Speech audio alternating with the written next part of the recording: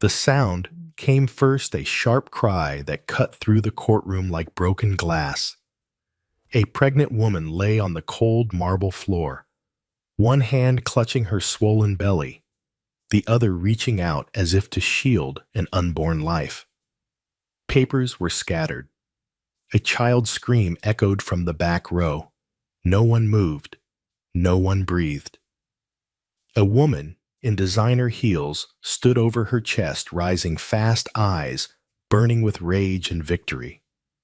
A man in an expensive suit looked away. Then the gavel trembled in the judge's hand. For one brief moment, the powerful courtroom fell silent, frozen between cruelty and consequence, as the judge slowly lifted his head and stared at the woman on the floor. His face went pale. Before we enter this story, tell us in the comments where you're watching from and what time it is in your city.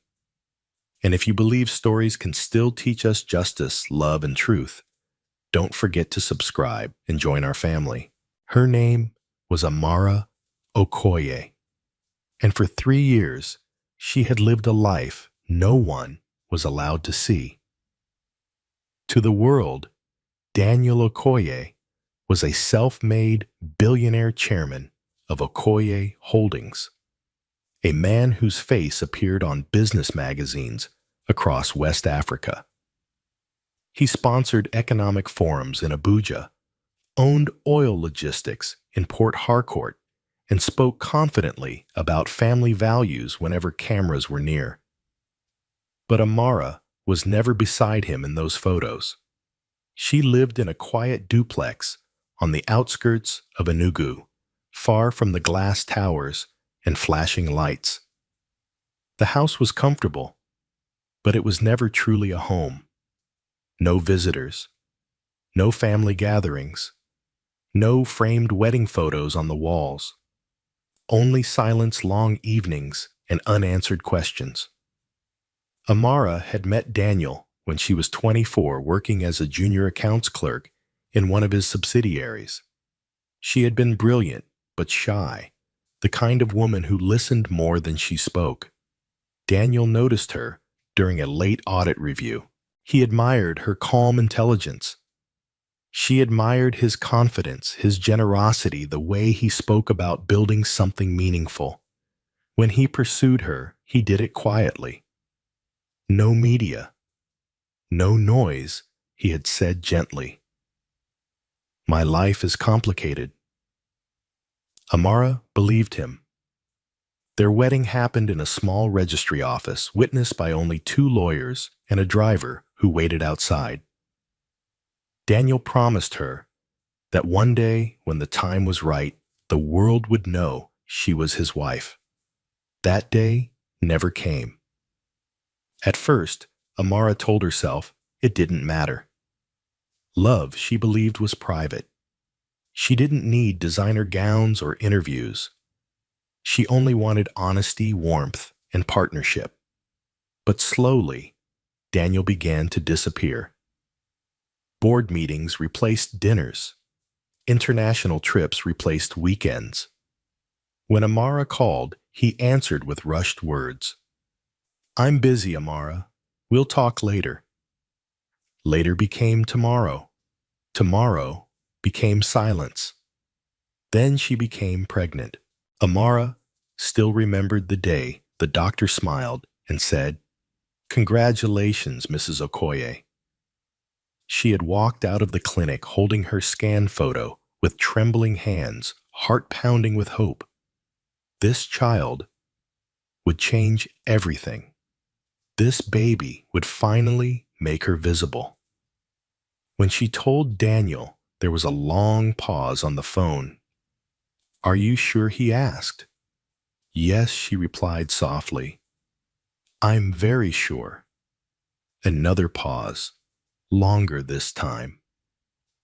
"That's good," he said eventually. "We'll discuss when I get back." He never sounded excited.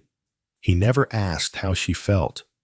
And when he returned from his trip 2 weeks later, he stayed in a hotel instead of coming home.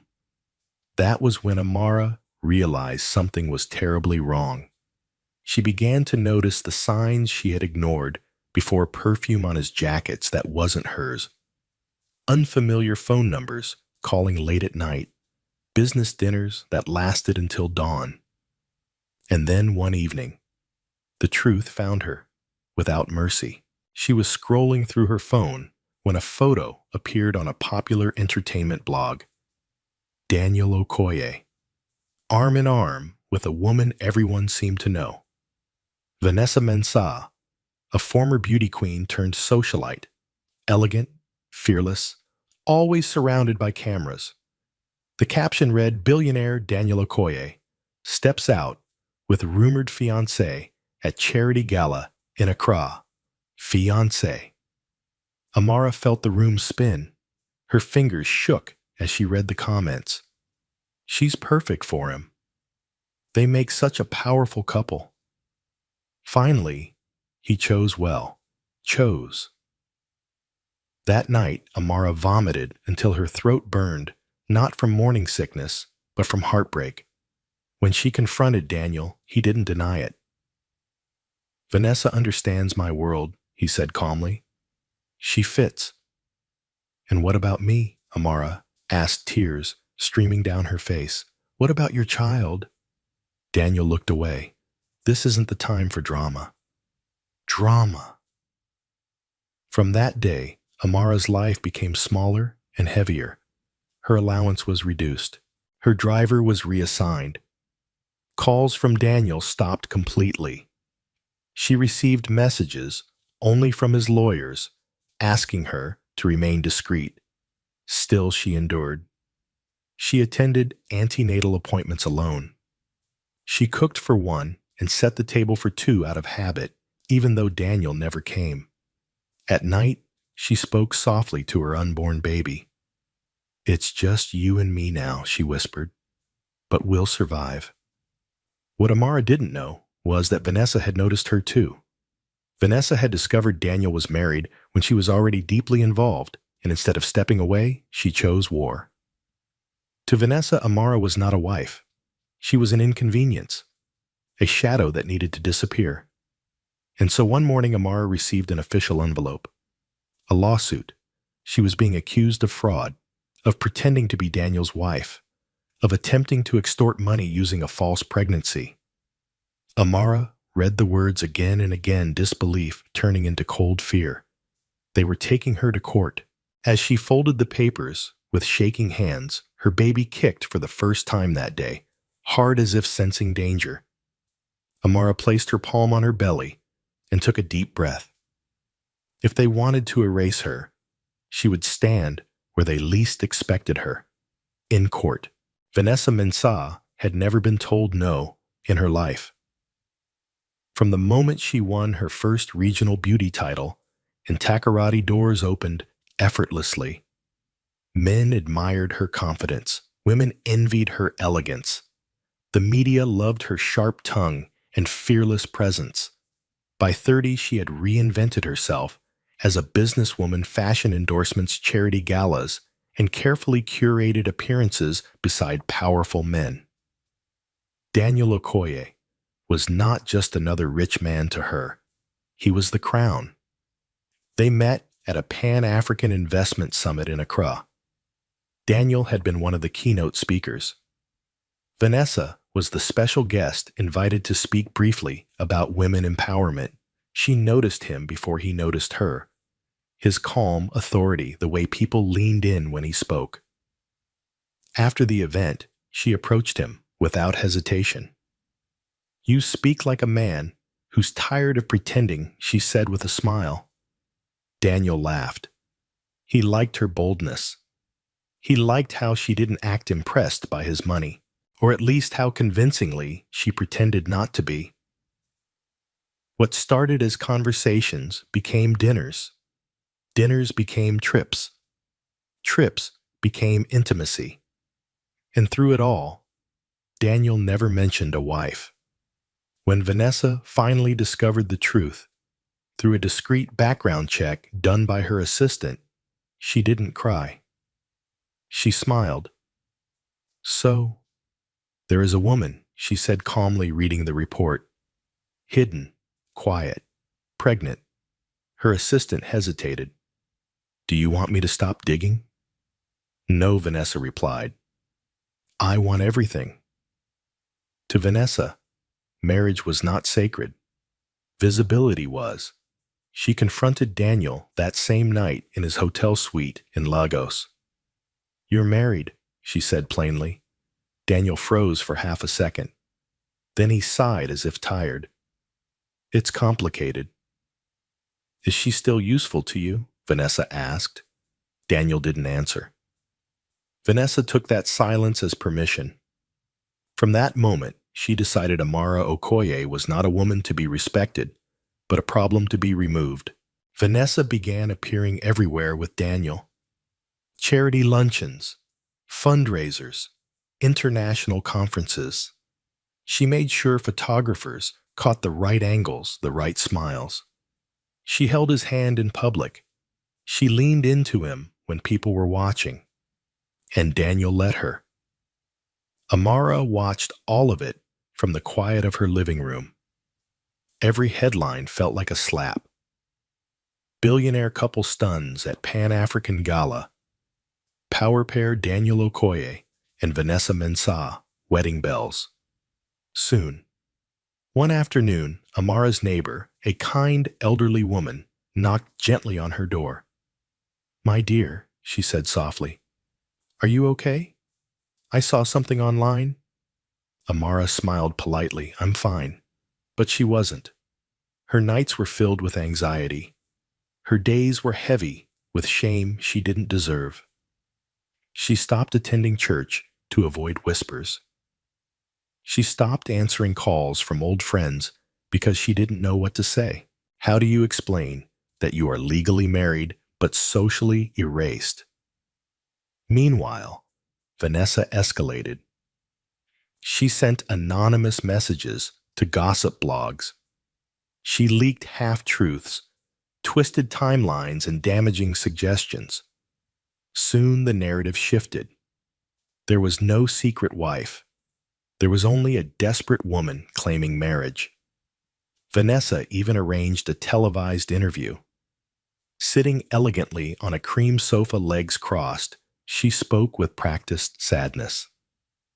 I don't like drama, she said, looking directly into the camera. But sometimes people lie to trap successful men. Pregnancy scams are not new. The interviewer nodded sympathetically. And how does that make you feel? He asked. Vanessa sighed, concerned for Daniel's reputation and for the unborn child, if there even is one. That night, Amara cried harder than she ever had. She wasn't crying because of Vanessa. She was crying because Daniel said nothing. No denial. No defense. No call. When Amara finally reached him, her voice broke. Why are you letting her do this to me? Daniel's response was cold. You should stay out of the spotlight, he said. This will blow over. She called my baby a lie, Amara whispered. Silence. Then he said, I'll have my lawyers handle it. That was the moment Amara understood. She was alone. Vanessa, emboldened by Daniel's distance, took the final step. She filed a formal lawsuit in the High Court of Enugu State. The charges were severe: fraud, impersonation, attempted extortion. The claim stated that Amara Okoye had falsely represented herself as the lawful wife of Daniel Okoye and had manufactured a pregnancy to gain financial advantage. Vanessa requested damages and a restraining order. When the court summons arrived, Amara's knees nearly gave way. She read the papers slowly, hands shaking, the words swimming before her eyes. This wasn't just humiliation anymore. This was an attempt to destroy her completely. Her doctor warned her to avoid stress. You're already at risk, the doctor said gently. Your blood pressure is high. But Amara refused to hide. She contacted a modest but respected law firm in Enugu. The lead lawyer, Barrister Chinedu Afolayan, listened quietly as she told her story. When she finished, he leaned back and said, "This will not be easy." "I know," Amara replied, "but I won't lie, and I won't run." As the court date approached, Vanessa prepared for war. She rehearsed her statements. She chose her outfits carefully. Power suits, soft makeup, the image of a dignified woman protecting her future. She believed the court would favor visibility, influence, and confidence. She believed Amara would break. What she didn't consider was that pain can sometimes harden into courage. On the morning of the hearing, Amara stood in front of the mirror, one hand resting on her belly. "I don't know what will happen today," she whispered to her unborn child, "but I promise you this, no matter how small my voice is, I will use it." Outside, cameras waited. Inside the courtroom, power and pride were about to collide. And somewhere behind the elevated bench, a man in a judge's robe prepared to preside, unaware that the woman, whose name he would soon hear, carried not only a child, but a piece of his own forgotten past. The morning of the court hearing arrived with heavy clouds hanging low over Enugu, as if the sky itself sensed the weight of what was about to unfold. Amara barely slept the night before. Each time she closed her eyes, she saw Vanessa's face on television, heard her baby being called a lie, felt again the cold distance in Daniel's voice. By dawn, she gave up on rest and sat quietly on the edge of her bed, one hand resting on her belly, counting her breaths the way her doctor had taught her. "Stay calm," she whispered to herself. "For the baby." Her lawyer, Barrister Chinedu Afolayan, arrived promptly at 7. He was a man in his early 50s, soft-spoken, with eyes that had seen too many injustices to be surprised by cruelty anymore. "You don't have to speak unless I ask you to," he reminded her gently as they drove toward the courthouse. "Let me do the fighting." Amara nodded, though she knew no one could truly fight this battle for her. Outside the High Court of Enugu State, a small crowd had gathered. Journalists adjusted their cameras. Curious onlookers whispered. Some recognized her from the leaked stories, the woman who claimed to be the billionaire's wife. Amara kept her head down as she walked in, but she could feel their eyes on her swollen belly, judging, speculating, doubting. Inside the courtroom, Vanessa Mensah had already arrived. She sat confidently in the front row, dressed in a tailored ivory suit, her hair pulled back neatly, her posture flawless. She looked calm, almost serene, like someone attending a business meeting, not a legal battle. When she saw Amara enter, a faint smile curved her lips. Not a kind one. Daniel Okoye arrived last. The room shifted when he walked in. Conversation stopped. Heads turned. Power had a presence, and Daniel carried it effortlessly. His suit was dark expensive, his expression unreadable. He did not look at Amara. That hurt more than she expected. When the court clerk called the case, everyone stood. The judge entered. He was a tall man with graying hair and a stern face known across the state for his integrity. Justice Samuel Adeyemi had built his reputation on fairness, refusing bribes even from the most powerful figures. Lawyers respected him. Politicians feared him. Amara did not notice the slight pause in his step when he glanced at the defendant's name on the file. The proceedings began formally. Vanessa's lawyer, a sharp-tongued senior advocate from Lagos, stood first. "My lord," he began smoothly, "this case is about deception, about a woman who saw an opportunity to trap a successful man and exploited it." Vanessa lowered her gaze, playing the role of a wounded woman with dignity. The lawyer continued, "My client, Miss Vanessa Mensah, has been publicly humiliated by false claims.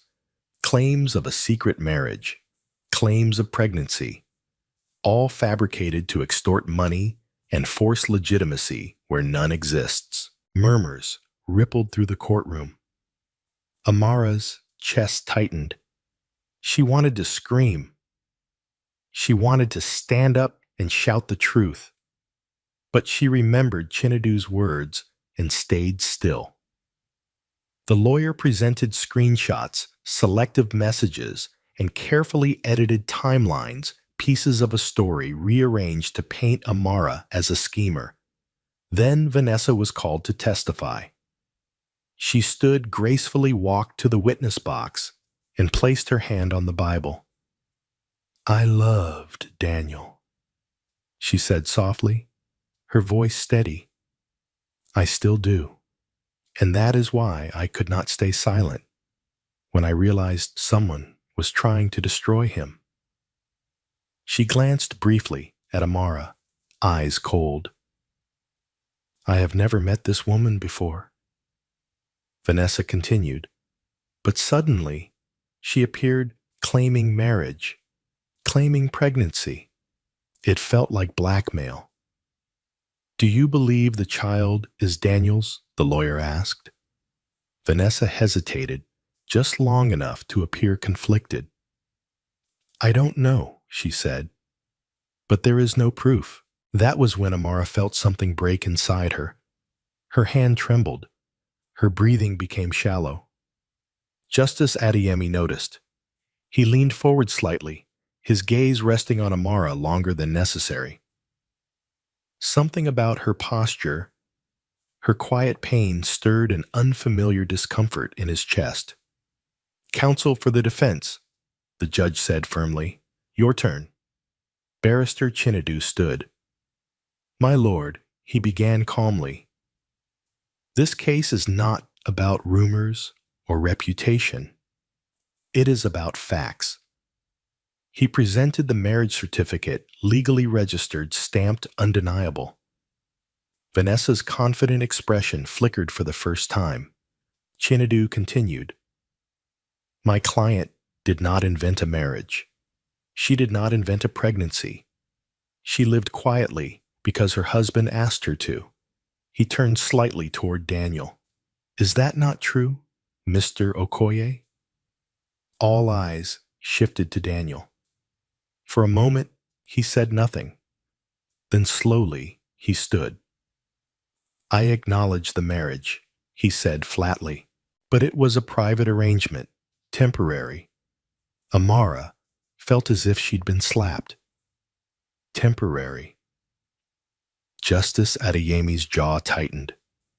"And the pregnancy?" Chinedu asked. Daniel avoided Amara's eyes. "I have my doubts." A sharp gasp escaped Amara's lips before she could stop it. The courtroom erupted into whispers. The judge raised his gavel. "Order." Amara felt dizzy. The room spun. The baby kicked hard as if reacting to her distress. Vanessa watched satisfaction flickering across her face. Then it happened. As the session paused briefly for document verification, Vanessa leaned forward from her seat and spoke loudly enough for Amara to hear. "You should have stayed hidden," she said with a smile. "Now everyone can see what you really are." Amara stood up instinctively, her body acting before her mind could stop it.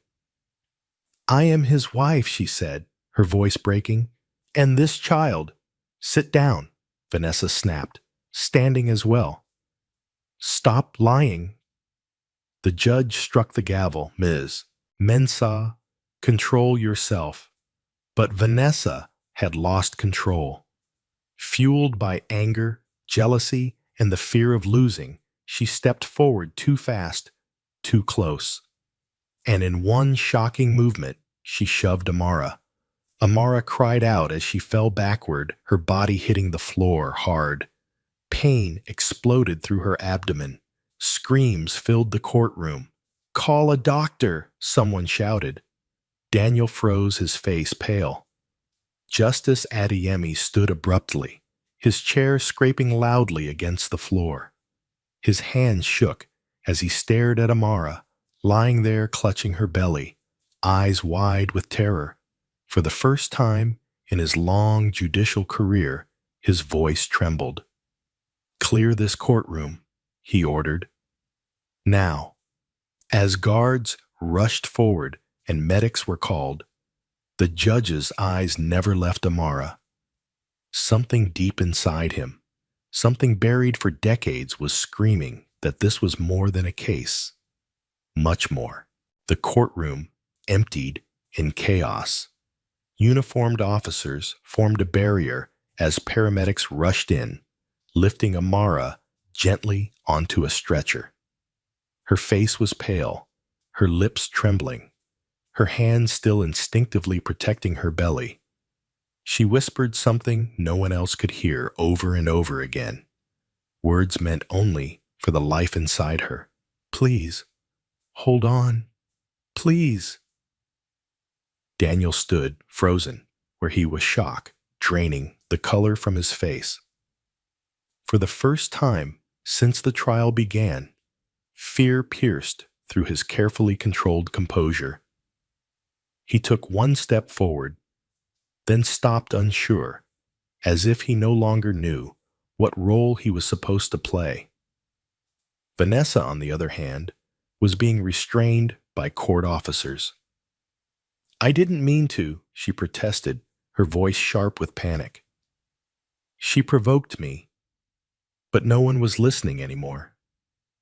Justice Samuel Adeyemi remained standing behind the bench long after the stretcher disappeared through the doors. His gavel lay untouched. His hands were clenched so tightly that his knuckles had turned white. "Court is adjourned," he said finally, his voice low but firm. "This session will not resume today." The words were procedural, but his heart was anything but calm.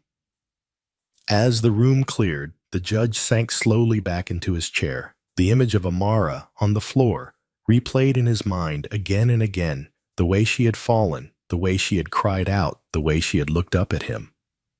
That look. It had struck him like a blow to the chest. Not because he felt pity. He had seen suffering before. Decades on the bench had hardened him to tears and tragedy. This was different. There was something hauntingly familiar about her eyes. At the hospital, doctors moved quickly. Tests were ordered. Monitors beeped steadily as Amara lay on the bed, fighting waves of pain and fear. Barrister Chinedu stood nearby, his face drawn with worry. "The baby's heartbeat is still strong," the doctor said, after what felt like an eternity. "But she needs rest. No more stress. Any further shock could be dangerous." Amara nodded. Weakly, tears slipping silently down her temples. "Can I see the judge?" Chinedu asked, hesitantly. The doctor frowned. "The judge." He requested to be informed. Chinedu replied. Minutes later, Justice Adeyemi arrived quietly, without escort, without ceremony. He stood at the foot of the bed, hands clasped behind his back, his robe replaced by a simple dark suit. Amara opened her eyes and saw him. For a brief second, confusion crossed her face. Then recognition, not of who he was, but of the authority he carried. "My lord," she whispered, trying to sit up. "Please," he said quickly, raising a hand. "Don't move." His voice was gentle now, almost too gentle. He looked at the monitor, at the steady rhythm of the heartbeat, and felt his throat tighten. "You were very brave today," he said quietly. Amara swallowed. "I didn't plan to be," she replied. I just didn't want to lie. Justice Adeyemi nodded slowly. Rest, he said. The court will ensure your safety. As he turned to leave, Amara spoke again. My lord. He paused. I don't want revenge, she said softly. I just want my child to grow up knowing the truth. Those words followed him long after he left the room.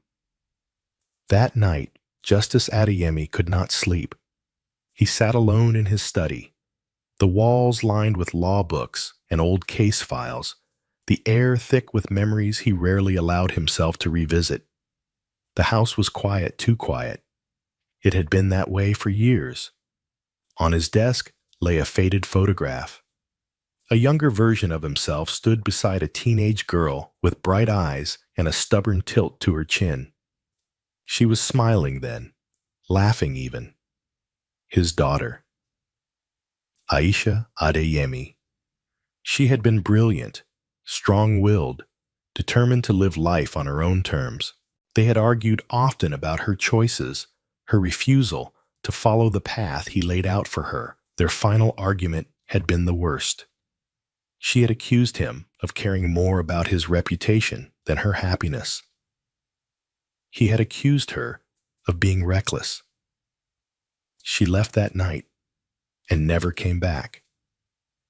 Years later, he received word that she had died during childbirth in a private clinic far from home. The child did not survive either, or so he was told. Justice Adeyemi had buried his grief beneath layers of duty and discipline. He had told himself that regret was a luxury he could not afford. But tonight, something had cracked. Amara's voice, her eyes, her quiet strength, and her name. Amara Okoye. He had read it on the file, spoken it aloud in court. And yet, it echoed in his mind in a way names never did. He pulled open a drawer and retrieved an old envelope yellowed with age. Inside were documents he had not looked at in years. Hospital records, correspondence, unanswered letters. One document caught his eye, a birth record. The mother's name was partially obscured. The ink faded, but the handwriting was unmistakable. His late wife's. His heart pounded. He leaned back in his chair, suddenly short of breath. No, he whispered. That's not possible. And yet, doubt crept in. The timing, the age, the resemblance. Justice Adeyemi closed his eyes. If Amara was who his heart feared she might be, then today's trial was not just a test of law. It was a reckoning. Back at the hospital, Amara slept fitfully, one hand resting protectively over her belly. Outside her room, Daniel stood alone in the corridor, his shoulders slumped. For the first time, he felt the full weight of his choices. He had tried to control the narrative, to manage appearances, to avoid discomfort. And now, everything was slipping through his fingers. Vanessa sat in a separate room under guard. Her confidence shattered, her mind racing with consequences she had never imagined facing. And somewhere between guilt, fear, and awakening truth, the silent judge prepared himself. Because when court resumed, it would no longer be just about wealth or lies. It would be about justice, and about a truth that had waited far too long to be seen. The court resumed 3 days later, under an atmosphere so tense it felt like the walls themselves were holding their breath. News of the courtroom assault had spread quickly across Enugu, then beyond. First whispered in offices and markets, then splashed across radio discussions and online forums. Public opinion was divided, but one thing was certain. The case was no longer a private dispute. It had become a moral reckoning. Amara returned to court slowly, carefully, escorted by medical staff and her lawyer. Her movements were cautious now. The baby was stable, but her body still carried the memory of the fall. Every step reminded her how fragile life could be. She wore a simple maternity dress, no jewelry, no makeup, beyond what was necessary to look presentable. Her strength was not in how she looked, but in the fact that she came back at all. When she entered, conversations hushed. Some eyes held pity, others shame. Daniel was already seated, his usual confidence replaced by something brittle and uncertain. He watched Amara this time, not with love, but with a dawning realization that things had gone too far.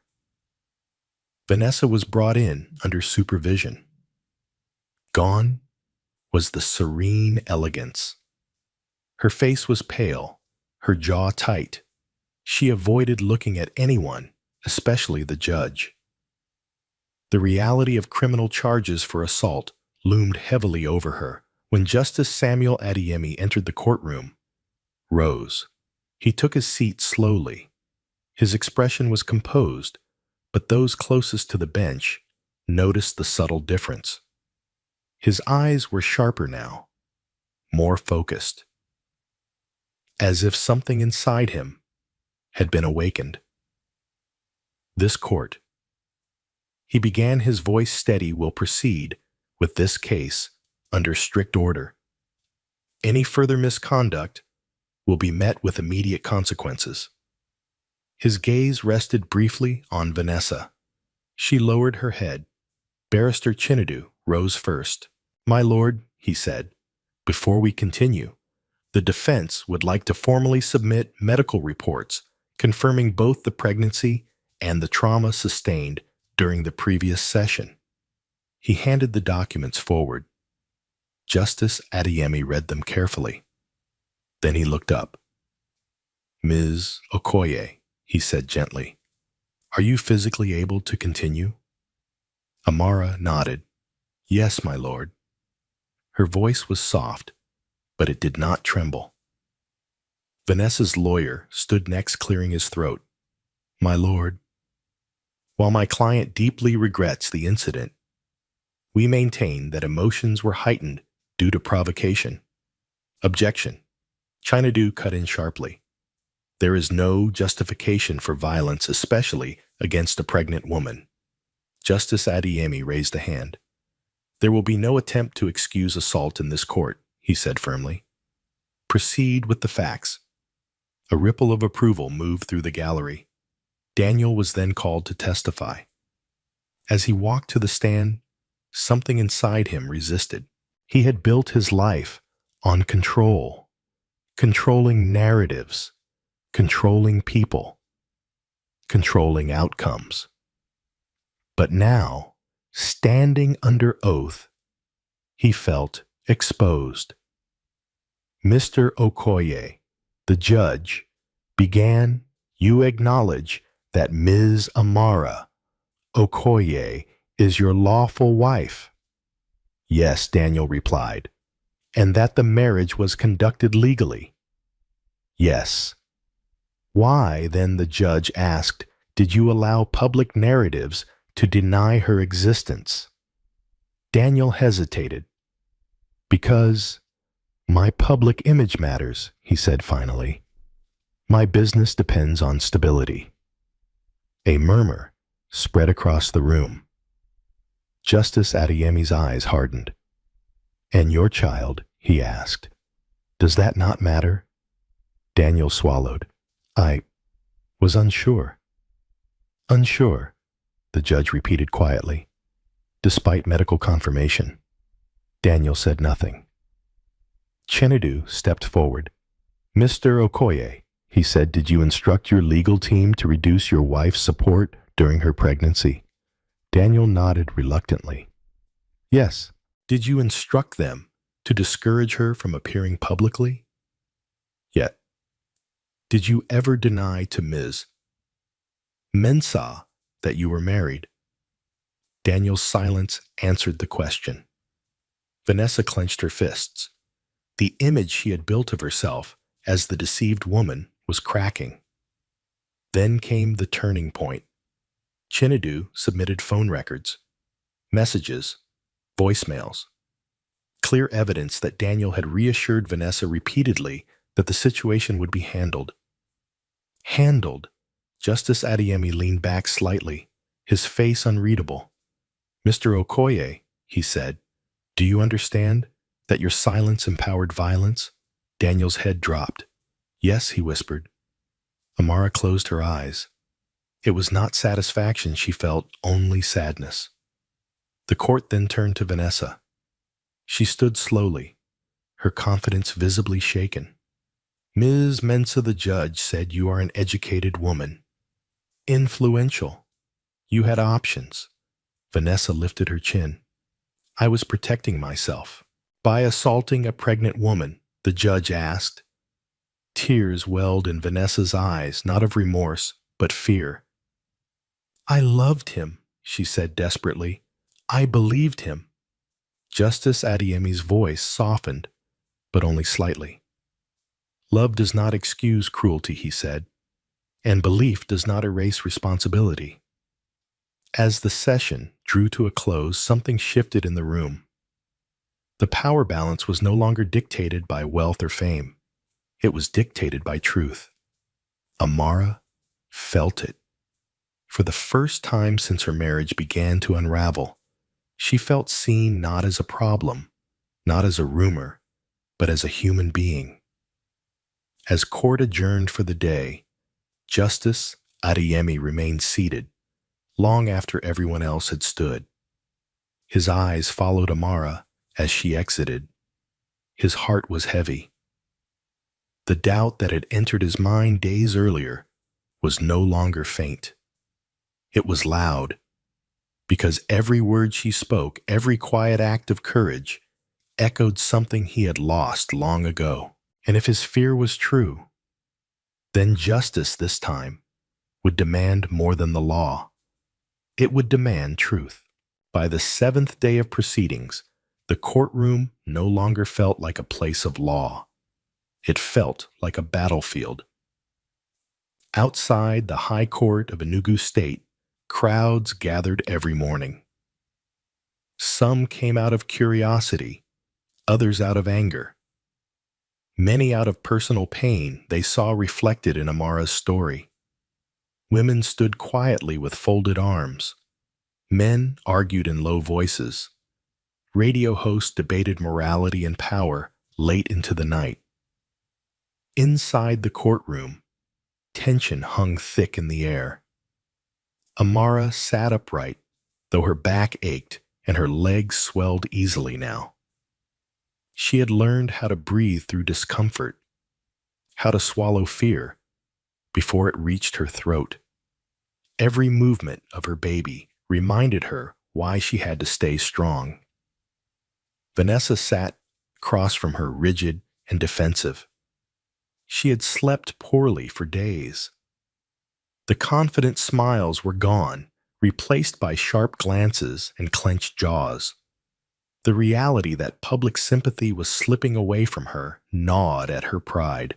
She was no longer the admired woman protecting her future. She was becoming the villain. When the session resumed, Vanessa's lawyer requested permission for his client to address the court directly. Justice Adeyemi hesitated briefly, then nodded. You may speak, he said, but choose your words carefully. Vanessa stood.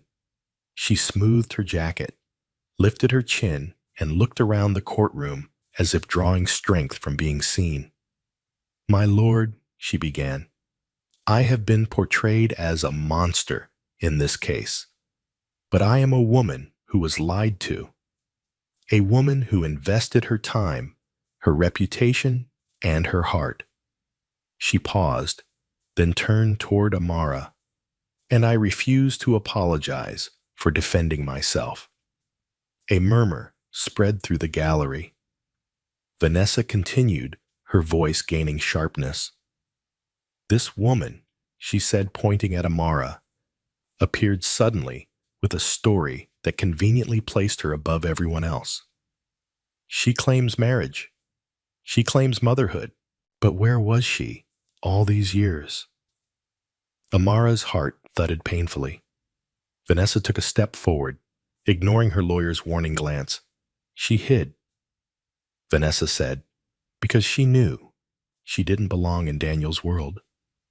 Gasps echoed. Justice Adeyemi's eyes narrowed. Vanessa pressed on, fueled by bitterness. Look at her, she said coldly. She wants us to believe she was chosen, but chosen women are not hidden. They are celebrated. Amara's hands began to shake. The baby shifted restlessly. Barrister Chinedu stood up immediately.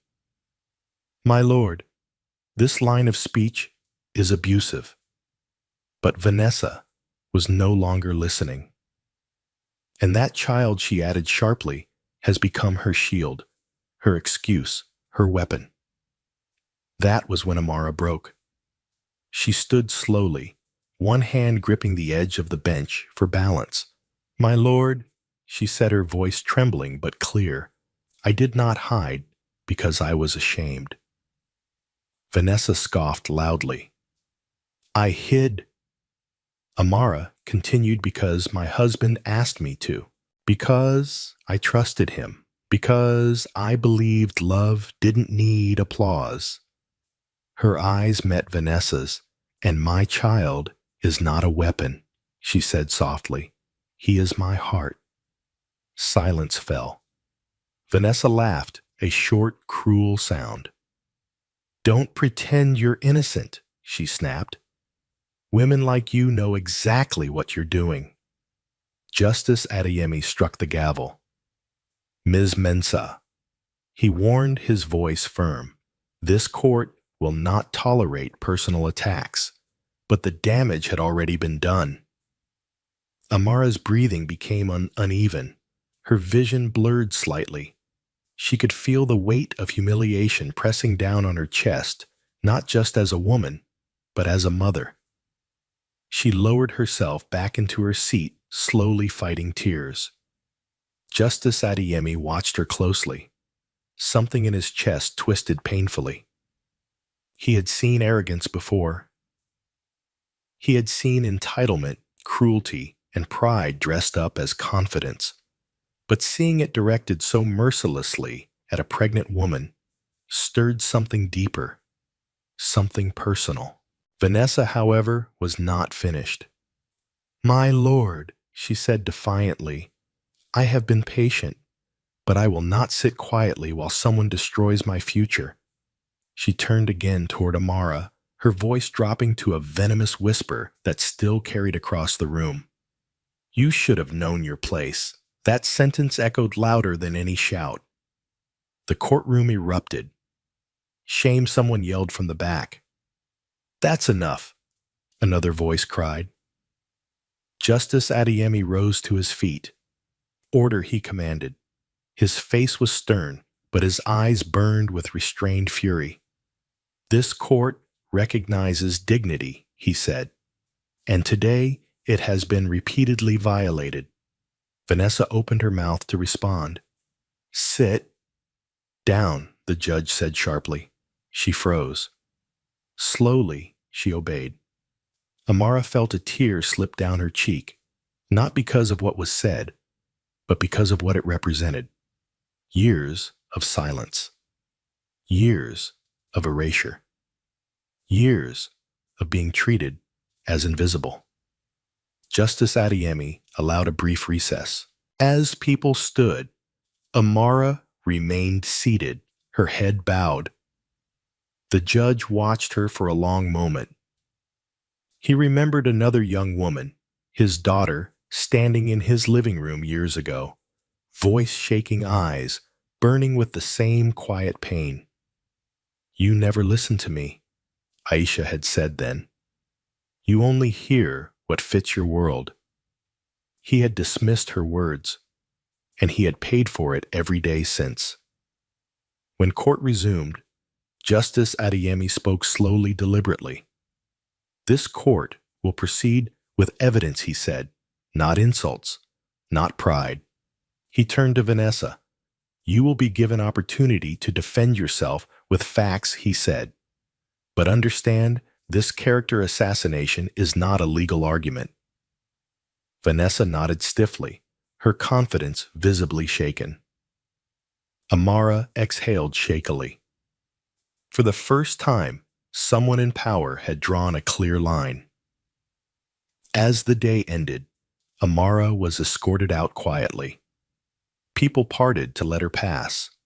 Some lowered their eyes. Others nodded respectfully. She did not look back. Justice Adeyemi remained seated again long after the courtroom emptied. The echo of Vanessa's words, "You should have known your place," rang in his ears.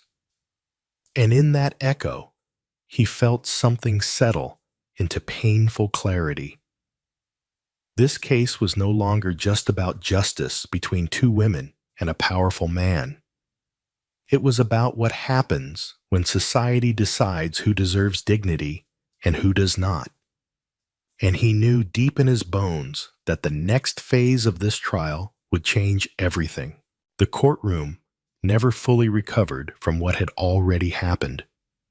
But on the 8th day, the consequences of that violence finally took center stage. What had once been whispered was now spoken aloud. Vanessa Mensah was no longer just a complainant in a civil case. She was now facing criminal charges for assault. The atmosphere that morning was different, heavier, colder. There were more uniformed officers present, more legal observers, fewer curious onlookers.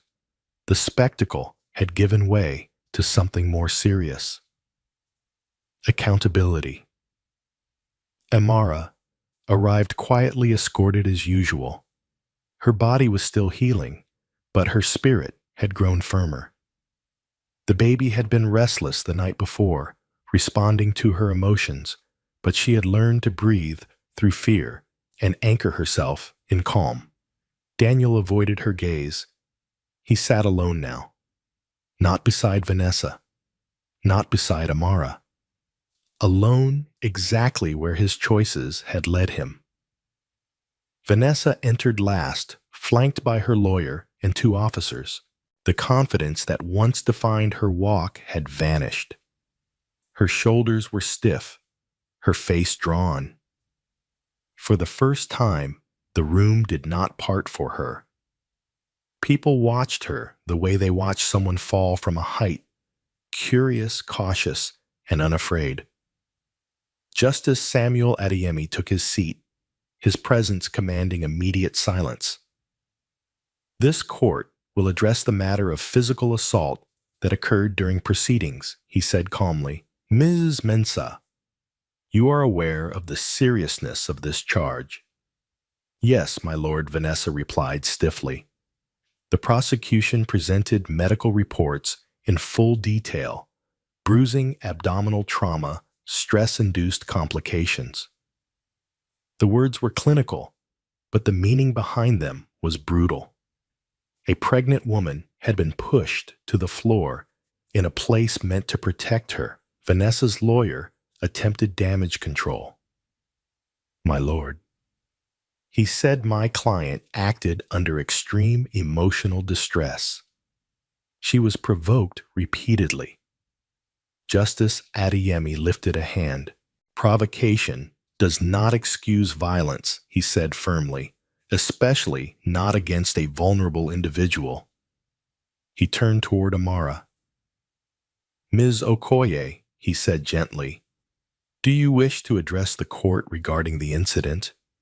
Amara stood slowly. Every eye followed her. She took a deep breath before speaking. My lord, she began, I did not come to court to fight anyone. I came to tell the truth. She paused, steadying herself. When I was pushed, I was not thinking about humiliation or pride. I was thinking about my child. I thought I was going to lose him." Her voice cracked, but she continued. "No matter how angry someone is, no one has the right to endanger another life." The courtroom was silent. Vanessa looked down. For the first time since the case began, her eyes filled with tears, not because of public shame, but because the weight of her actions was finally undeniable. Justice Adeyemi nodded slowly. "This court recognizes your restraint," he said to Amara. Then he turned back to Vanessa.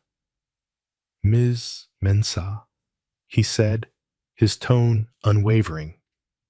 "Your actions crossed a line, and lines crossed in this courtroom do not disappear." Vanessa's lawyer whispered urgently to her. She swallowed hard. "My lord," Vanessa said quietly, "I lost control. I regret it." "Regret," the judge replied, "is only meaningful when followed by responsibility."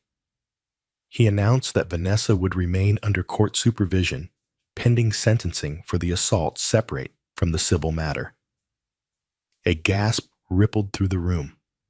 Vanessa's knees weakened slightly as she returned to her seat.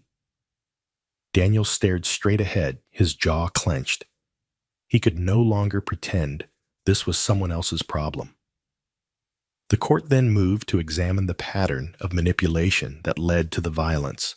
Messages were displayed, texts where Vanessa expressed fear of being replaced, emails where Daniel assured her he would fix the situation, voice notes filled with frustration, jealousy, and entitlement.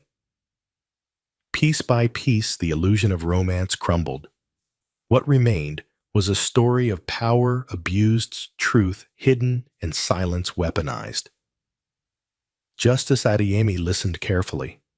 At one point, he closed his eyes briefly, not in exhaustion, but in recognition. He had seen this pattern before. Not in court, in his own home. The avoidance, the emotional distance, the refusal to take responsibility until damage was done. He opened his eyes and fixed them on Daniel. "Mr. Okoye," he said, "your behavior fostered an environment where this violence became possible."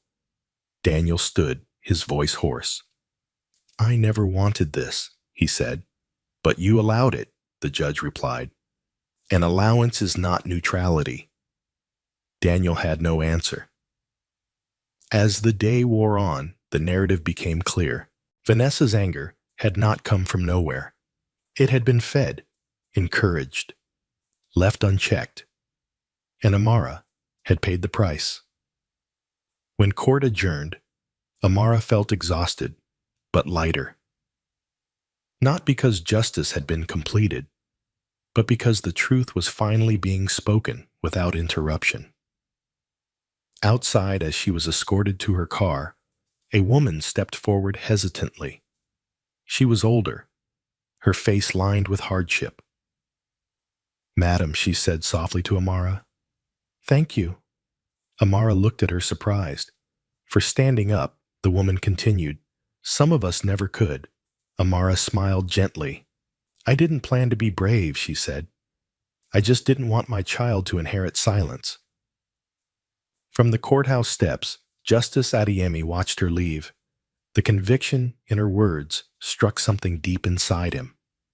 Because silence had cost him a daughter once, and he would not let it cost another woman her dignity. As he returned to his chambers, he knew the next phase of this case would go beyond legal consequences. It would expose truths long buried, and when that happened, no one, not even himself, would remain unchanged. That night, after the courthouse had emptied and the city of Enugu settled into uneasy sleep, Justice Samuel Adeyemi sat alone in his chambers long past midnight. The lamps were dim. The files from the Okoye case lay open on his desk, untouched for hours. His eyes were not reading words anymore. They were tracing memories. Amara Okoye, her voice, her restraint, the way she spoke of truth without bitterness. It disturbed him in ways he could no longer ignore. He reached for his phone and dialed a number he had not called in years. "Dr. Bello," he said quietly when the line connected. "I need to ask you something, unofficially." There was a pause on the other end. "Go ahead, my lord." Years ago, Justice Adeyemi said, choosing his words carefully, there was a childbirth case at St. Luke's private clinic. A young woman. Complications. Records were incomplete. Another pause. Longer this time. I remember the doctor replied slowly. "Why do you ask?" The judge swallowed. Is it possible, he asked, that a child believed lost, survived silence? Then the doctor spoke, his voice lower now. "It's possible," he said.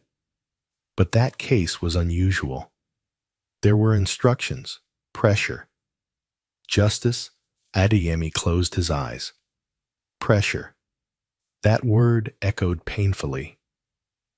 "Can you meet me tomorrow?" the judge asked. "Yes," the doctor replied, "but be prepared for what you may hear." When the call ended, Justice Adeyemi leaned back in his chair, his heart pounding. If his suspicion was true, then Amara was not just a woman seeking justice. She was family. And that truth, if confirmed, would shake the foundation of everything he believed about his past. The next morning, Amara woke with a dull ache in her lower back.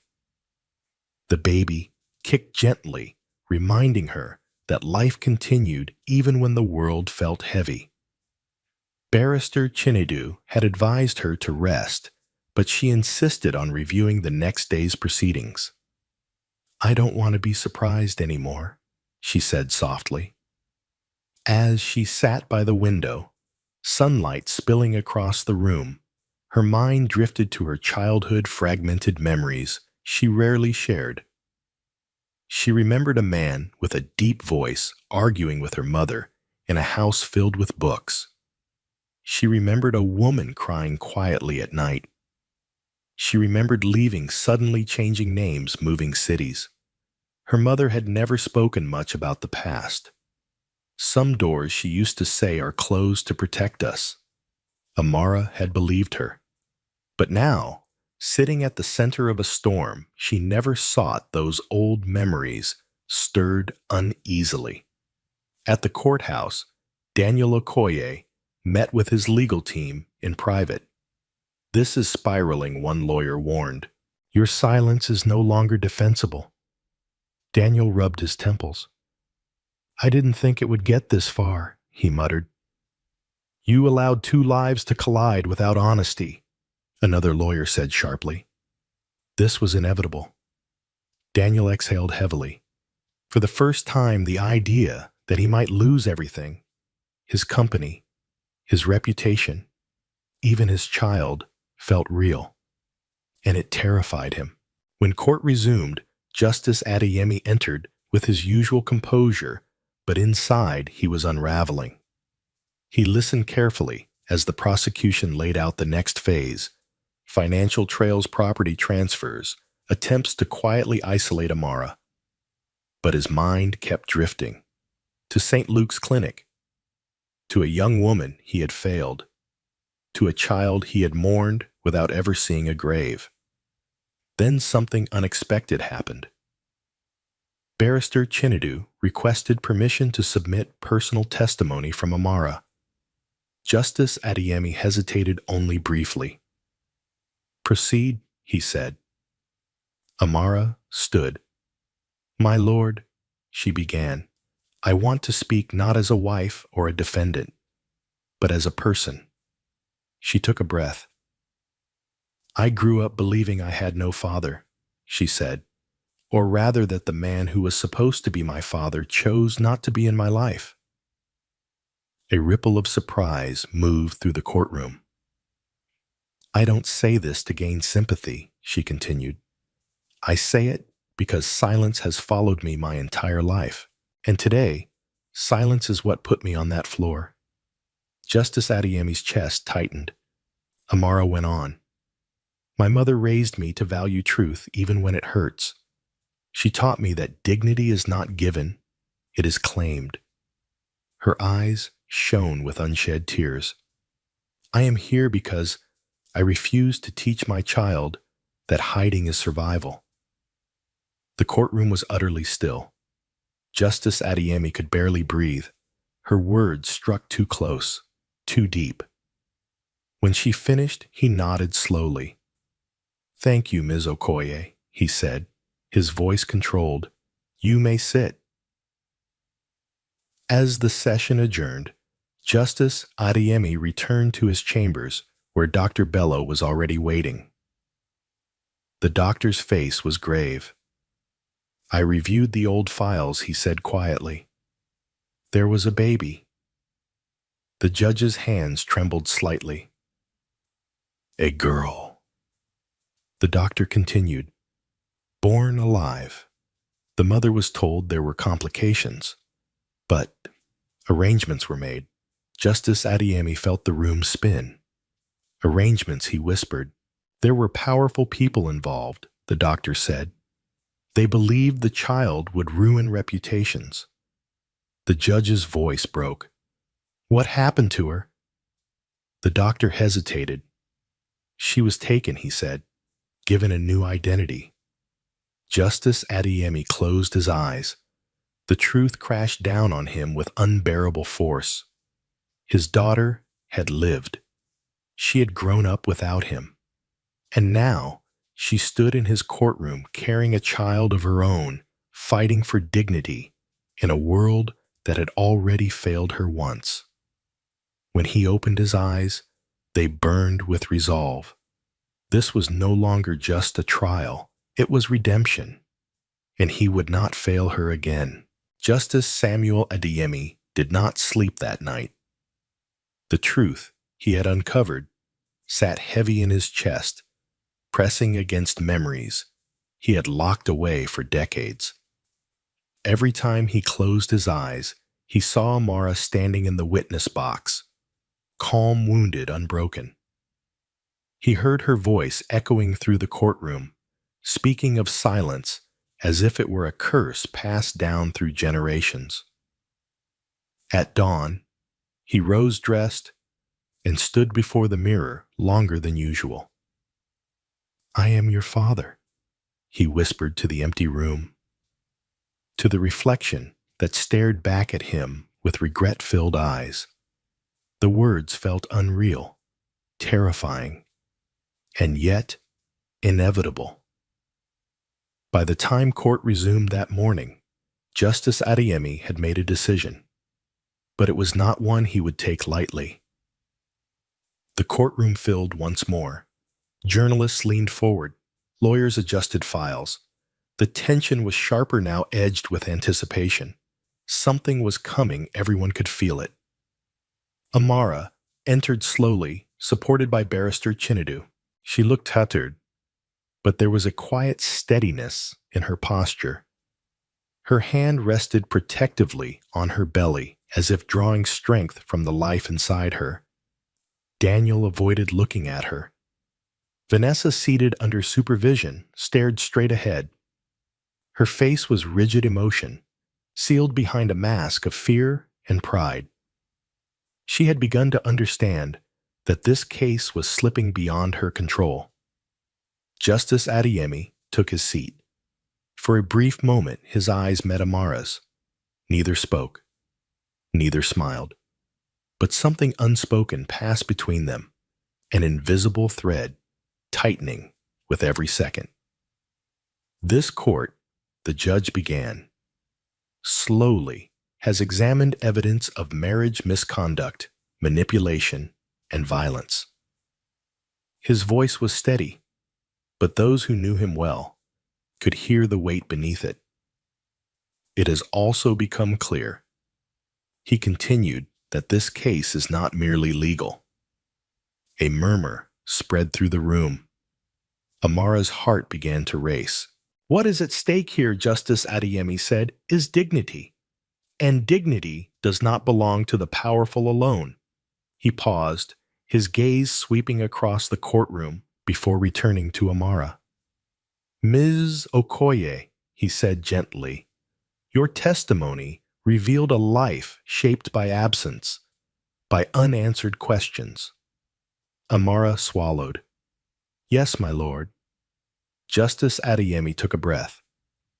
"There are moments," he said, "when the law forces us to confront not only others, but ourselves." The courtroom went still. Daniel frowned slightly. Vanessa shifted uneasily in her seat. Justice Adeyemi's hands trembled as he placed them on the bench. "I must disclose," he said carefully, "that information has come to my attention. Information that raises serious questions about identity and history." Barrister Chinedu stiffened. "My lord," he said cautiously, "are you suggesting I am suggesting?" The judge interrupted softly that I may have a personal connection to this matter. Gasps rippled through the courtroom. Amara's breath caught. Justice Adeyemi stood. The room rose with him, but he gestured for everyone to remain seated. "Miss Amara Okoye," he said, his voice tight but clear, "I believe you may be my daughter." Time seemed to stop. Amara stared at him, her mind struggling to process the words. The courtroom erupted, voices overlapping, disbelief spreading like wildfire. "What?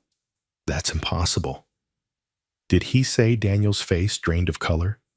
Vanessa's eyes widened in shock. Justice Adeyemi raised his hand. "Order," he commanded. "Order." Slowly, silence returned. Amara's hands trembled uncontrollably. "My lord," she whispered, "what are you saying?" Justice Adeyemi's voice softened. "Many years ago, he said, I lost my daughter, or so I was told. Records were altered. Truth was buried." He looked directly at Amara. "And now, standing before me is a woman whose age, history, and spirit match the child I mourned." Tears filled Amara's eyes. Her mother's words echoed in her mind. "Some doors are closed to protect us." The courtroom clerk stood frozen. Barrister Chinedu looked between Amara and the judge, stunned. Justice Adeyemi continued. "Because of this revelation," he said firmly, "I will recuse myself from further judgment in this case." A gasp swept through the room. "But before I do," he added, his voice growing stronger, "I want the record to reflect something clearly." He turned toward Daniel. "You abandoned responsibility," he said coldly. "You hid behind wealth and silence while harm grew unchecked." Daniel lowered his head. Then the judge turned to Vanessa. "You allowed entitlement to become cruelty," he said, "and you will answer for it." Finally, he looked back at Amara. "And you," he said softly, "stood in truth when it would have been easier to disappear." Tears streamed down Amara's face now. She pressed a hand to her mouth, overwhelmed by emotion she had never allowed herself to imagine. Justice Adeyemi removed his glasses, his voice breaking.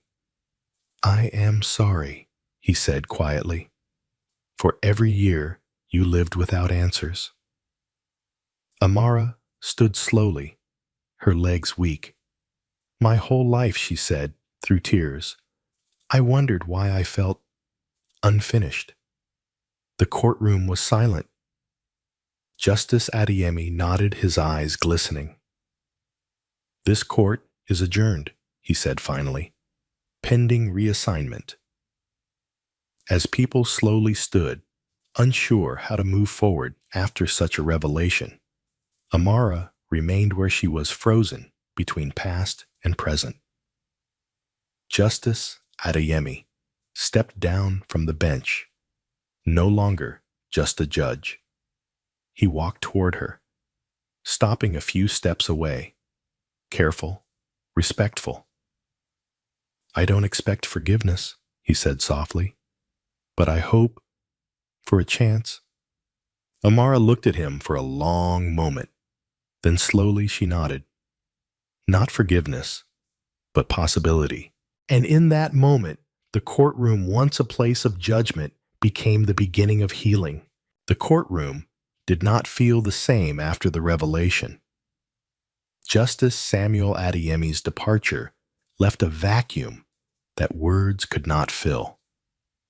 What had once been a legal battleground now felt like sacred ground touched by truth, regret, and a history no one had expected to witness. Court proceedings were temporarily suspended while a new judge was appointed. Outside reporters swarmed the steps of the courthouse, voices, overlapping headlines forming in real time. Shocking twist: judge reveals defendant is his daughter. Justice steps down. After emotional courtroom revelation. But inside the hospital room where Amara now rested, none of that noise mattered. She sat quietly on the edge of the bed, staring at her hands as if they belonged to someone else. Barrister Chinedu stood nearby, unsure of what to say. He had argued many cases seen injustice, even cruelty, but nothing had prepared him for this. "Do you want me to make a statement on your behalf?" he asked gently. Amara shook her head. "I need time," she said. "My whole life just changed."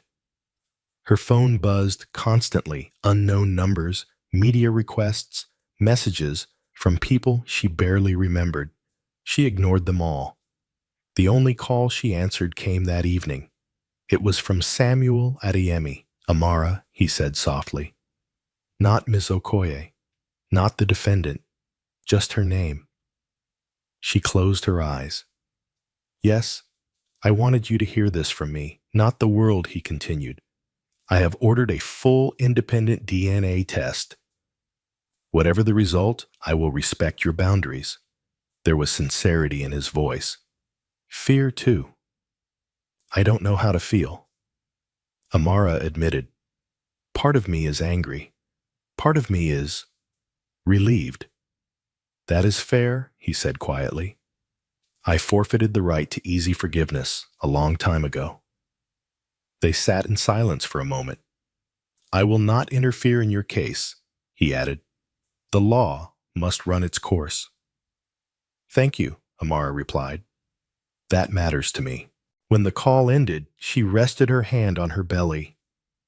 "Looks like we have more family than we thought," she whispered to her child, a sad smile tugging at her lips. 3 days later, court resumed under Justice Ibrahim Lawal, a respected jurist from Masaba, known for his firm stance on ethics and impartiality. The courtroom filled again, quieter this time, more solemn. Justice Lawal wasted no time. "This court acknowledges the extraordinary circumstances surrounding this case," he said. "But let it be clear, truth does not bend for emotion." Daniel Okoye was called back to the stand. Without Justice Adeyemi's presence, Daniel looked smaller somehow, exposed. "Mr. Okoye," Justice Lawal began, "you have admitted to concealing a lawful marriage, to withholding support, and to misleading another party." Daniel nodded slowly. "Yes, my lord." "Why?" the judge asked. Daniel hesitated, then spoke with a voice stripped of confidence. "Because I thought I could manage everything," he said. "My image, my relationships. I thought money would soften consequences." "And did it?" Justice Lawal asked. Daniel swallowed. "No." The judge leaned forward. "You placed ambition above humanity," he said, "and the court finds that unacceptable." The prosecution moved next, introducing evidence of financial manipulation. Accounts Daniel had used to control Amara's access to funds, documents showing attempts to quietly move assets during the legal dispute. Vanessa watched in silence, her fingers twisting tightly in her lap. When she was called to testify again, her voice lacked the sharpness it once carried. I didn't know everything she said quietly, but I know now that I was wrong. Justice Lawal studied her carefully. Do you accept responsibility for the assault, he asked. Yes, Vanessa said, her voice barely above a whisper. I do. And do you understand that your actions endangered 2 lives? Tears slid down her cheeks. Yes. The courtroom remained silent, not sympathetic, but attentive. Then Amara was called. She stood slowly steadied by her lawyer's presence. She did not look at Daniel. She did not look at Vanessa. She looked straight ahead. My lord, she said, I came into this court feeling invisible. I was told to hide, to be quiet, to accept less because it was convenient. She paused. I refuse to pass that lesson on to my child. Justice Lawal nodded. What do you seek from this court? He asked. Amara thought for a moment. Protection, she said. Accountability. And the freedom to raise my child without fear. There was no anger in her voice, only clarity. Justice Lawal closed his file. This court has heard enough, he said. Judgment will be delivered shortly. As the session adjourned, Daniel remained seated staring at the floor. His empire, once solid, now trembled under the weight of truth. Vanessa was escorted out quietly. No cameras, no admirers. And Amara walked out into the sunlight, uncertain, exhausted, but no longer alone. Behind her, unseen but present, was a father trying to learn how to be one. And ahead of her was a future no longer shaped by silence. Judgment Day arrived with a stillness that felt unnatural, as if the city itself had paused to listen. The High Court of Enugu State was filled before sunrise, not with noise this time, but with quiet expectation. People sat closer together, shoulders touching eyes forward. They were no longer here for spectacle. They were here for resolution. Amara arrived early. She wore a soft blue dress loose around her belly, her hair neatly tied back. Her face showed fatigue, but also something new resolve. Barrister Chinedu walked beside her, carrying a single file. No stacks of documents, no last-minute strategies. Truth had already been laid bare. Daniel Okoye arrived shortly after. He moved more slowly now, as if the weight of the past weeks pressed against his spine. The confident billionaire who once commanded rooms had become a man haunted by his own choices. Vanessa Mensah was brought in under escort. She no longer tried to appear powerful. Her designer clothes had been replaced by something simpler, almost deliberately so. Her eyes were rimmed with red. She looked smaller than she ever had. When Justice Ibrahim Lawal entered, everyone rose. He acknowledged the room briefly before taking his seat. This court, he began, has examined evidence of marriage deception, manipulation, financial control, and physical assault. His voice was calm but unyielding. This case exposed not only personal failures, he continued, but a dangerous belief that wealth and influence can rewrite truth. He paused. That belief is false. Daniel's shoulders stiffened. Justice Lawal addressed him directly. Mr. Okoye, he said you entered into a lawful marriage and then deliberately erased it. You withheld support from your pregnant wife, allowed public humiliation, and encouraged ambiguity that led to violence. Daniel closed his eyes. You are found in contempt of marital and parental responsibility, the judge said. The court orders immediate and sustained financial provision for Ms. Amara Okoye and her child, independent of your personal discretion. A murmur swept through the room. Furthermore, Justice Lawal continued, your attempt to conceal assets during proceedings constitutes bad faith. Daniel's lawyers exchanged glances. The court orders a full financial audit of Okoye Holdings in relation to spousal obligations, the judge declared. Non-compliance will invite criminal sanctions. Daniel's empire trembled visibly in that moment. Then the judge turned to Vanessa. Ms. Mensah, he said you entered this matter claiming deception. Evidence confirms that deception existed. Vanessa lifted her head slightly. But the judge continued, you chose entitlement over restraint. You chose aggression over law. He paused. For the assault of a pregnant woman within this courtroom, you are found guilty. A sharp intake of breath rippled through the gallery. The court sentences you to a custodial term, suspended on condition of compliance with anger management, public apology, and restitution, Justice Lawal said. Any further violation will activate immediate imprisonment. Vanessa's lips trembled. Tears slid freely now. Not performative, not dramatic, simply human. Yes, my lord, she whispered. Finally, the judge turned to Amara. Ms. Okoye, he said, his tone softening slightly, you came to this court seeking dignity, not revenge. Amara met his gaze. Yes, my lord. This court recognizes your restraint, he said, and your courage. He paused. The marriage between you and Mr. Okoye stands legally recognized. However, this court will not force emotional reconciliation. Amara's chest rose and fell slowly. You are granted full autonomy in decisions regarding separation, custody, and personal security. Justice Lawal concluded, the law will protect you. Silence filled the courtroom. Then the gavel struck. This court is adjourned. It was over. For a moment, no one moved. Then Amara felt something she had not felt in a very long time. Relief. Not the loud kind. Not the triumphant kind.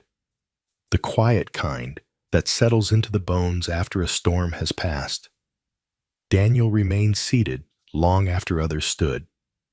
His lawyers whispered, but he did not respond. He was staring at Amara, not with desire, not with authority, but with regret.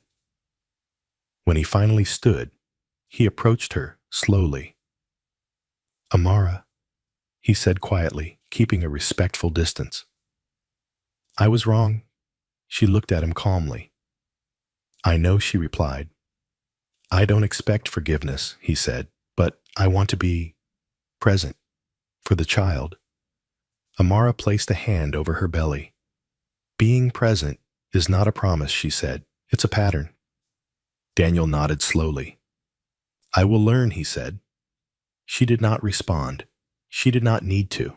Vanessa was escorted out soon after. As she passed Amara, she stopped briefly. I am sorry, Vanessa said, her voice low and unsteady. I let anger turn me into someone I don't recognize. Amara studied her face for a moment. I hope you find peace, she said gently, and learn from it. It was not forgiveness, but it was release. Outside, sunlight spilled across the courthouse steps. The crowd had thinned, but a few people remained watching quietly. A woman holding a baby nodded at Amara as she passed. A young man whispered, "Stay strong." Amara breathed deeply.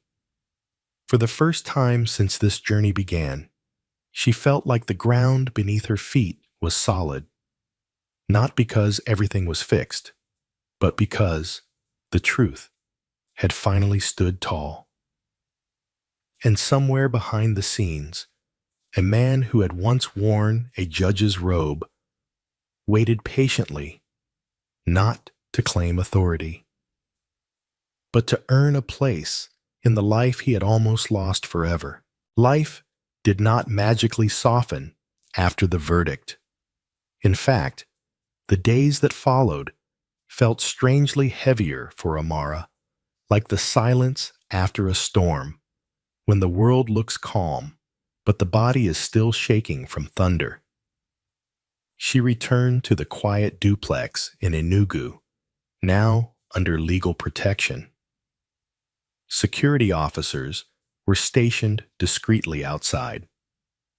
The house, once a symbol of isolation, now felt like a place of recovery. Still at night, sleep came in fragments. Her hand often rested on her belly, feeling her child move, reminding her that something good was still growing inside her despite everything. 3 days after the judgment, a message arrived through Barrister Chinedu. Justice Samuel Adeyemi requests a private meeting at your convenience. Amara read it several times. Her chest tightened. She had known this moment would come. Ever since the courtroom revelation, her mind had been filled with questions she didn't know how to ask. Anger lived beside curiosity. Pain stood next to longing. After a long pause, she replied, "Tomorrow afternoon. Neutral location." They met at a quiet garden cafe on the outskirts of the city. Open air. Simple wooden chairs. No reporters. No uniforms. Samuel Adeyemi arrived early, dressed plainly, no longer a judge in authority, but a man carrying the weight of years he could not undo. When Amara arrived, he stood instinctively.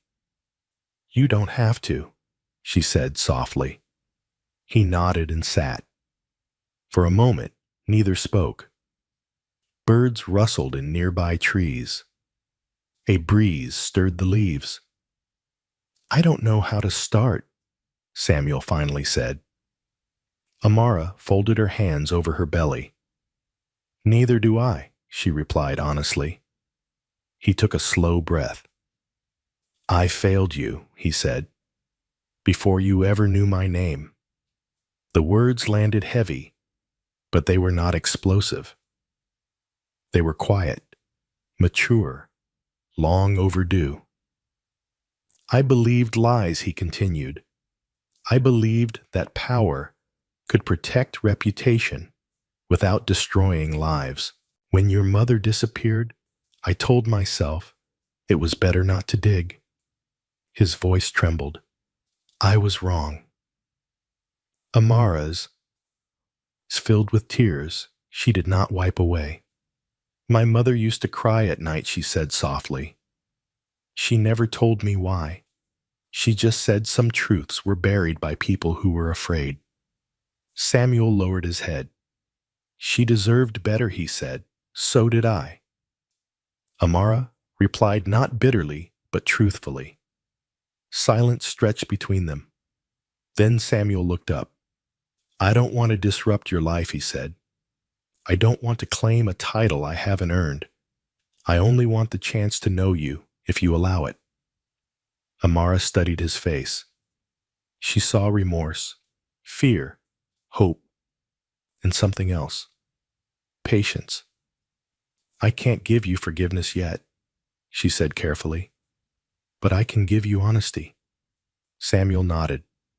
"That is more than I deserve." They spoke for over an hour about her childhood, about her mother, about his late wife, about the years lost to pride and silence. Not all wounds healed in that conversation, but something fragile began to form. Trust. Later that week, the DNA results arrived. Confirmed. Amara Okoye was Aisha Adeyemi's daughter, Samuel Adeyemi's child. When the envelope was opened, Samuel's hands shook. He did not celebrate. He wept. He wept for the daughter he lost once, and the granddaughter he would almost never meet. When he came to see Amara, with the result she was quiet. "So it's true," she said. "Yes," he replied softly. She nodded slowly. "I need time," she said again. "I understand," he answered. That evening, Daniel Okoye requested a meeting. Amara hesitated, but agreed this time on her terms. They met at her lawyer's office. Daniel looked tired, smaller, less polished. "I've begun the audit," he said immediately, "and I've arranged the trust fund for the baby." Amara listened without interrupting. "I want to do better," Daniel added, "not because the court ordered but because I finally understand what I almost lost." Amara looked at him steadily. "You lost me a long time ago," she said calmly. "What matters now is what kind of father you choose to be." Daniel nodded, swallowing hard. "I will respect your boundaries," he said.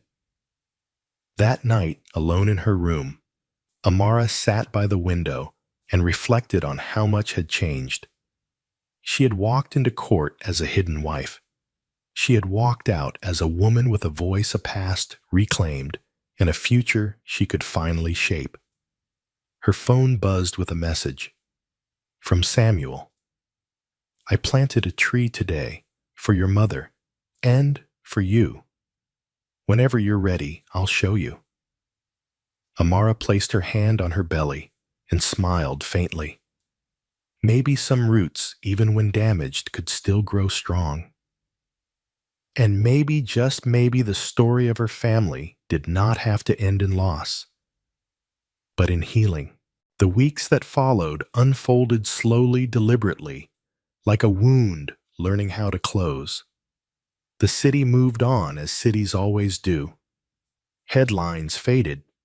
New scandals replaced old ones. But for the people at the center of the storm, life was still rearranging itself piece by fragile piece. For Vanessa Mensah, consequences arrived quietly. She complied with the court's orders, attended counseling sessions, issued a public apology that was shorter than expected and heavier than she anticipated. The cameras were gone. The applause never came back. At her first counseling session, she sat across from a therapist in a plain room with beige walls and no mirrors. "Why did you lose control?" the therapist asked gently. Vanessa stared at her hands. "Because I was afraid," she admitted after a long silence. Afraid of being replaced. Afraid of being invisible. The words surprised her as she said them. She had built her entire identity around being seen, being chosen. And when that image cracked, rage rushed in to fill the fear. "I didn't think about the baby," Vanessa whispered. "I only thought about myself." That truth haunted her. She began to understand that ambition without empathy becomes entitlement. And entitlement, when threatened, turns violent. It was not an easy realization, but it was necessary. Across the city, Daniel Okoye faced his own reckoning. The audit was brutal. Transactions were frozen. Board members questioned decisions they had once ignored. For the first time in his career, Daniel sat in meetings where his voice did not dominate the room. He was forced to listen. And listening changed him. He met with his lawyers not to strategize control, but to ensure compliance. He set up a trust for the child, untouchable, transparent. He signed agreements granting Amara autonomy and protection without resistance. When he visited Amara's lawyer's office to finalize documents, he spoke quietly. "I spent years believing power was control," he said. "Now, I see its responsibility. Amara listened calmly. Responsibility is proven. Over time, she replied. Not in words. Daniel nodded. I know, he said. I am prepared to wait. For Samuel, Adeyemi, waiting became a discipline. He did not call Amara every day. He did not intrude. He respected her boundaries the way he wished he had respected her mother's choices years ago. Instead, he showed up where it mattered. He attended prenatal seminars, not as a proud grandfather, but as a man learning what he had missed. He asked questions. He took notes. He listened to stories of expectant mothers and silent regrets of older fathers. He began volunteering at a legal aid clinic on weekends, quietly advising young women navigating custody battles and inheritance disputes. When one of them asked why he was there, he answered simply, because the law should protect the vulnerable first. One afternoon, Amara agreed to meet him again, this time at the park where he had planted the tree. It was young and slender leaves bright with promise. For my mother, Amara said softly, touching the bark. For you, Samuel replied. And for what comes next? They sat on a bench nearby. I still get angry, Amara admitted. Sometimes for no reason. Sometimes because I imagine how different things could have been. Samuel nodded. Anger is honest, he said, but it doesn't have to be permanent. She looked at him. Are you asking for forgiveness? He shook his head. No, he said. I'm asking for time. She considered that. Time she had learned could be cruel or healing. I can give you time, she said finally. Samuel's shoulders eased just a little. As Amara's pregnancy progressed, her body grew heavier, slower. Some days were bright and hopeful. Others were filled with sudden fear, memories of the courtroom, the fall, the cold floor beneath her. On one such evening, she woke from a nightmare breath, shallow hands trembling. She reached for her phone without thinking. Samuel answered on the second ring. I'm here, he said immediately. I don't know why I'm calling, she whispered. You don't need a reason, he replied. Tell me what you're feeling. And she did. She talked about fear, about becoming a mother, about the possibility of repeating mistakes she never chose. Samuel listened. You are not your past, he said gently. You are your choices, and every choice you've made so far has protected life. Tears slid silently down Amara's cheeks. In that moment, something shifted. Not forgiveness, but trust. Weeks later, Amara went into labor. It happened at dawn, quietly at first, then all at once. Barrister Chinedu drove her to the hospital. Daniel arrived shortly after, pacing the corridor, but keeping his distance. Samuel came last, hesitant, respectful, standing just outside the room. Hours passed. Pain rose and fell like waves, and then life. A cry pierced the room, strong and insistent. It's a boy, the nurse announced, smiling. Amara wept as they placed him on her chest. He was warm, real, alive. In that moment, every courtroom, every argument, every wound faded into the background. There was only breath and heartbeat. Later, when the room was quiet, Amara asked the nurse to let Samuel in. He stepped inside slowly, as if afraid to disturb the air. Amara looked up at him. Meet your grandson, she said. Samuel's knees nearly gave way. He approached the bed carefully, tears streaming down his face as he looked at the tiny life cradled in Amara's arms. I promise, he whispered, voice breaking to do better. For him, for you. Amara nodded. Outside the window, the morning sun rose soft, steady, forgiving. Not everything was repaired, but something had begun. And sometimes, beginnings are the most powerful form of justice. The world did not announce the beginning of Amara's new life with applause. There were no cameras outside the hospital when she was discharged. No headlines followed her home. Only quiet footsteps, careful breaths, and a small human being, wrapped in blue, sleeping against her chest. And for the first time in a long time, the silence felt safe. Amara named her son Korede, a name her mother once loved, meaning the crown has arrived. She chose it not because of wealth or lineage, but because this child had survived where fear lies, and violence had tried to erase him. The first weeks were exhausting. Sleepless nights, aching muscles, moments of panic when Korede cried, and she didn't know why.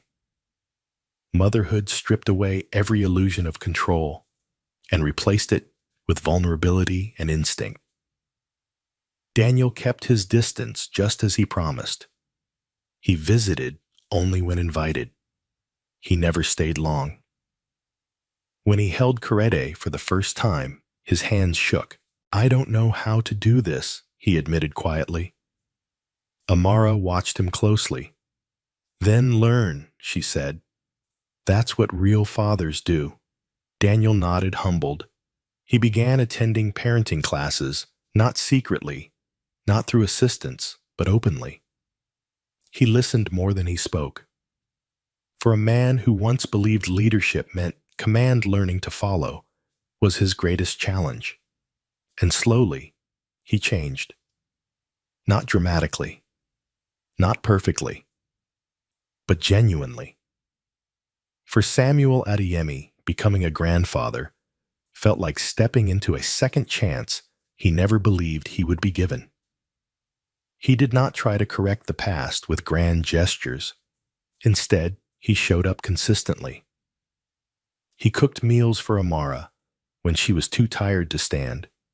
He read to Korede in a low, steady voice, even when the baby slept through every word. He fixed small things around the house quietly without announcing himself. One evening, as Amara watched him rock Korede gently, she felt something unexpected loosen inside her chest. Grief. Not the loud kind, the old kind. For a childhood that could have been different. Samuel noticed her silence. I know I can't replace the years, he said softly. But if you ever want to tell me about them, I will listen. Amara nodded, and she did. She told him about loneliness, about watching other children with fathers at school events, about learning to be strong too early, about her mother's quiet courage and unspoken sorrow. Samuel listened without interruption. When she finished, he said only one thing. I am proud of the woman you became, not despite what you endured, but because you chose kindness anyway. That night, Amara slept deeply for the first time since the trial began. Vanessa Mensah watched the news of Korede's birth from a small apartment far from the spotlight she once chased. She did not reach out.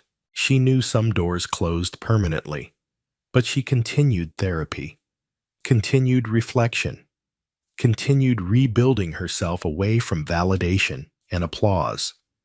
It was a quieter life, harder, but honest.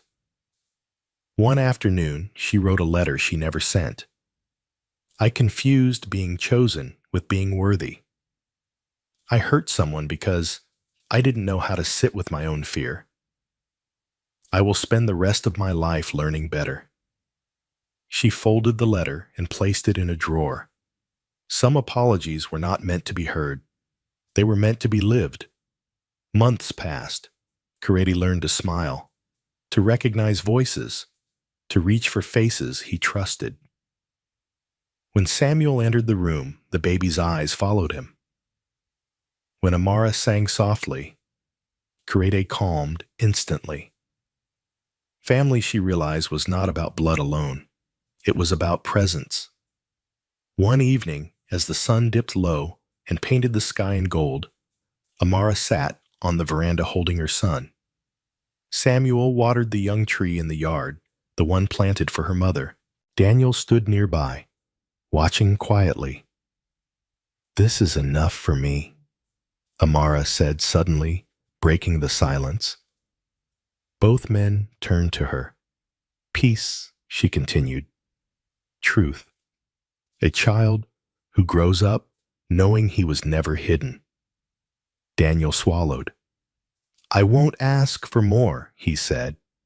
"Only the chance to be better than I was." Samuel nodded.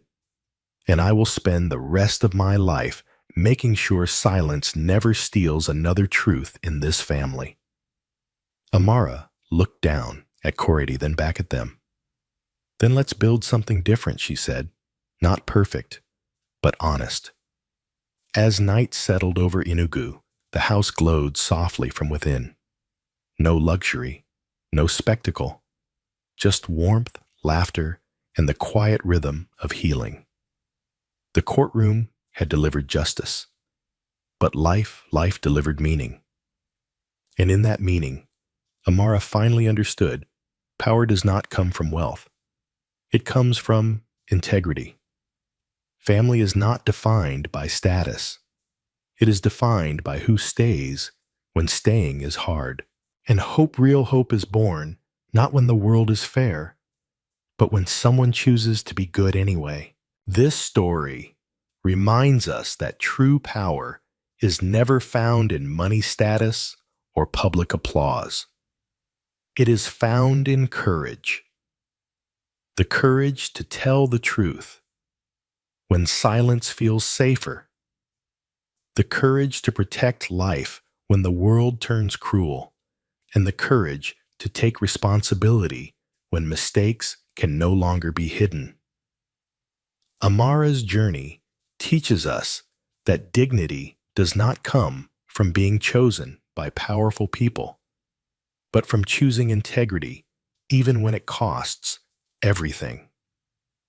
It shows us that injustice can live comfortably behind wealth, but truth has a way of rising slowly, painfully, yet inevitably.